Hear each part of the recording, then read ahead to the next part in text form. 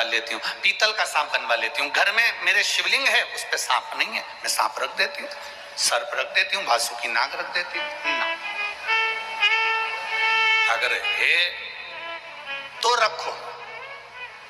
शिव महापुराण की कथा कहती है, जिसको रात्रि में सोते समय या सुबह या ऐसा लगता है कि मुझे स्वप्न में सर्प नजर आते हैं, सांप दिखते हैं, कोई मरा हुआ व्यक्ति नजर आता है, उसको लगता है कि कोई डरावनी सी वस्तु नजर आती है, कोई श्वेत वस्त्र नजर आते हैं या कोई सर्प नजर आता है, तो हमारा शास्त्र कहता है शिवलिंग, जैसे ये शिवलिंग है पूरा जलाधारी पर रखा हुआ है, और जो शिवलिंग है, इस शिवलिंग के 5 स्थान ऐसे नियुक्त कर लीजिए। कितने स्थान? 5।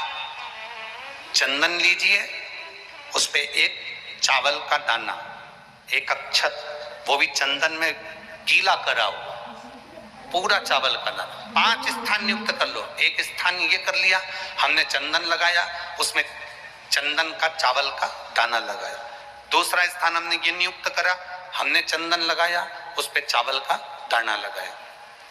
तीसरा स्थान हमने ये नियुक्त करा, चंदन लगाया, चावल का दाना लगाया। चौथा स्थान हमने ये नियुक्त करा, चंदन लगाया, चावल का दाना लगाया। 5वां स्थान हमने ये नियुक्त करा, चंदन लगाया, चावल का दाना लगाया। बस एक बेलपत्र अशोक सुंदरी वाली जगह पर पहले चढ़ा देना है, फिर ये 5 स्थान पर चंदन की बिंदी और एक चावल का दाना लगा देना। इस बेलपत्र को उठाकर लाना है प्रदोष काल में। प्रदोष काल सूर्य जब जा रहा हो, चंद्र प्रवेश कर रहा हो, उसको प्रदोष काल कहा गया। उस प्रदोष काल में इस बेलपत्री को भगवान पतालेश्वर महादेव का नाम लेकर खा लेना है।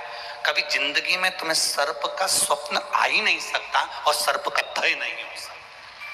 ये पतालेश्वर 5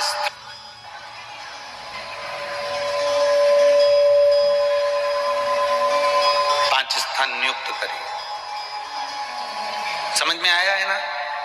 5 स्थान यदि हम नियुक्त करते हैं और 5 स्थान नियुक्त कर कर हम चंदन की बिंदी रखकर एक चंदन में भिड़ा हुआ चावल, चंदन में गीला किया हुआ चावल का एक दाना 5 स्थान पर यदि हम लगाकर एक बेलपत्र पहले समर्पित कर उसको लगाकर फिर हम उस बेलपत्र का प्रदोष काल के समय पर भगवान पतालेश्वर का स्मरण कर कर उसको पा लेते हैं, तो हमें फिर स्वप्न में सर्प का भय नहीं रहता, हमें स्वप्न में सर्प दिखाई नहीं देता।